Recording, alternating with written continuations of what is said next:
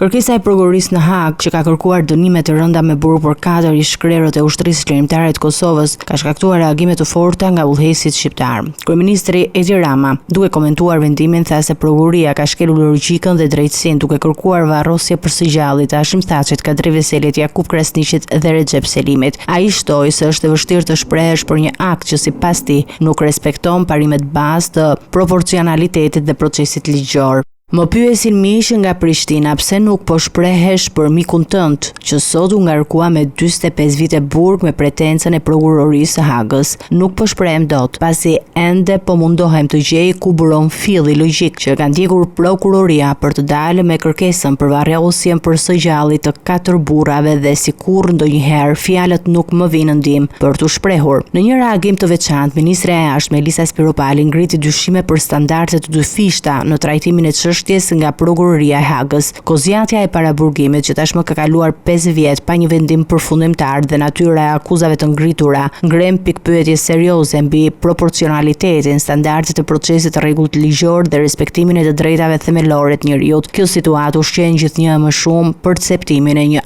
ashpërsie të janshme në trajtimin e kësaj çështjeje. Tirana zyrtare thekson rëndësinë e drejtësisë së besueshme në ndërtimin e së ardhmes së Kosovës dhe stabilitet në rajon, duke paralajmëruar se padrejtësitë e perceptuara mund të dëmtojnë besimin e institucionet ndërkombëtare dhe proceset paqësore. Ky reagim i Shqipërisë vjen ndërsa vendimi i prokurorisë së Hagës pritet të ndikojë thellë në situatën politike dhe sigurinë rajonale.